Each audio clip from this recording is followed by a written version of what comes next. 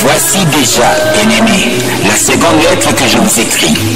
Dans l'une et dans l'autre, je cherche à éveiller par des avertissements votre saine intelligence afin que vous vous souveniez des choses annoncées d'avance par les saints prophètes et du commandement du Seigneur et Sauveur enseigné par vos apôtres. Sachant avant tout que, dans les derniers jours, il viendra de nos cœurs, avec leur raillerie, marchant selon leur propre convoitise et disant « Où est la promesse de son avènement ?» Car, depuis que les pères sont morts, tout demeure comme dès le commencement de la création. Ils vont ignorer, en effet, que les cieux existèrent autrefois par la parole de Dieu, de même qu'une terre tirée de l'eau est formée au moyen de l'eau, tandis que, par la même parole, les cieux et la terre d'à présent sont gardés et réservés pour le feu, pour le jour du jugement et de la ruine des hommes impies.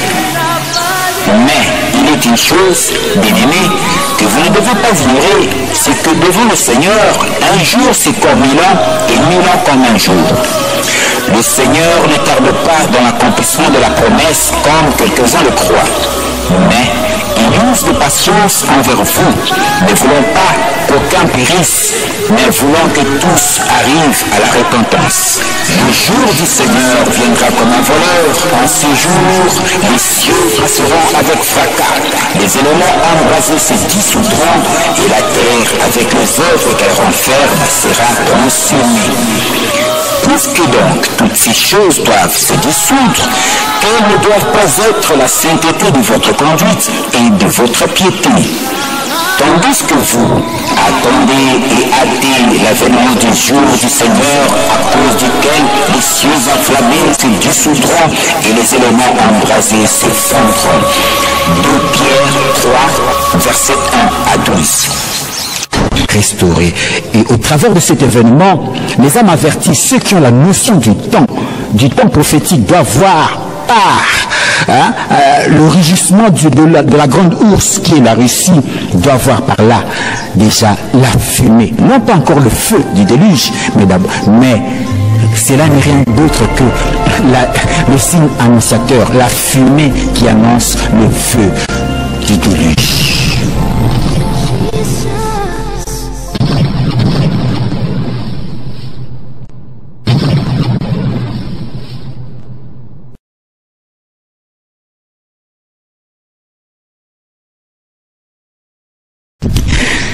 Bien, chers internautes, dans cette émission, nous aurons comme invitaire,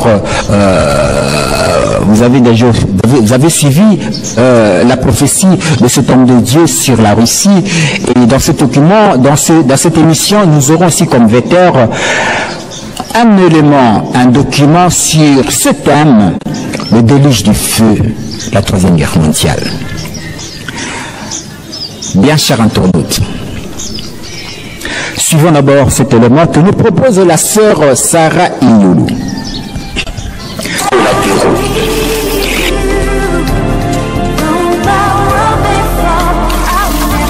Les eschatologues de la Bible savent le rôle que doit jouer cette grande puissance qu'est la Russie, symbolisée dans la Bible par Magog et Gog, dans cette grande bataille de l'Armageddon.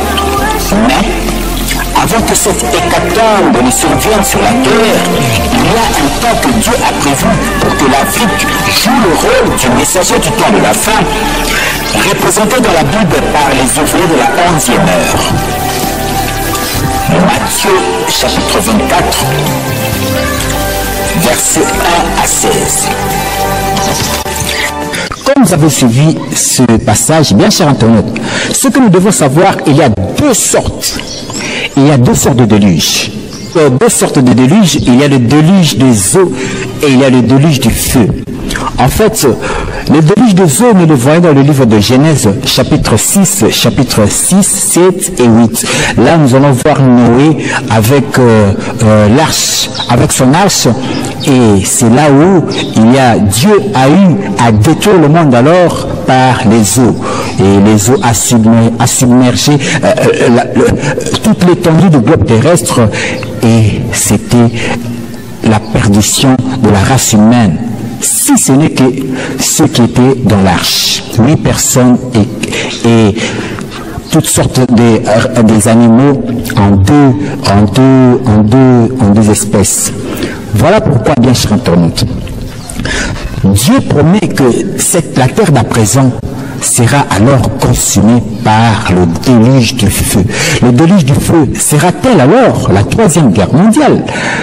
Car les eschatologues savent qu'il y aura une bataille qu'on surnomme dans la Bible l'Armageddon. Dans cette bataille, toutes les nations seront rassemblées contre Israël, et dans cette bataille, ça sera alors Dieu va rassembler toutes les nations de la terre pour boire la coupe du jugement de la colère de Dieu. Et c'est ça même le déluge du feu.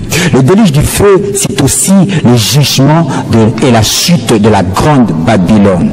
C'est quoi la Grande Babylone? La Grande Babylone, c'est tout cet agglomérat des organisations telles que l'OTAN, l'ONU, l'Union européenne, toutes ces organisations qui sont en train de dominer le monde, de diriger le monde, et c'est cet agglomérat des associations, cet agglomérat des grandes puissances, chapeauté par la grande prostituée qui n'est rien d'autre que cette grande église universelle dominatrice.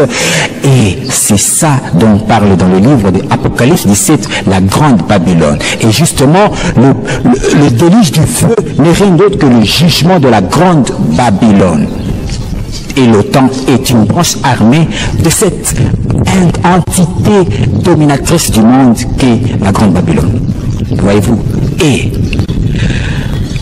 le pied du mur entre l'OTAN et la Russie n'est rien d'autre que la fumée qui annonce le baptême, le déluge du feu. Avant que survienne le déluge du feu, il faut que les ouvriers de la 11e heure, qui n'est rien d'autre que les Africains, fassent leur mission, la mission salvatrice du salut de l'humanité au travers l'évangélisation mondiale.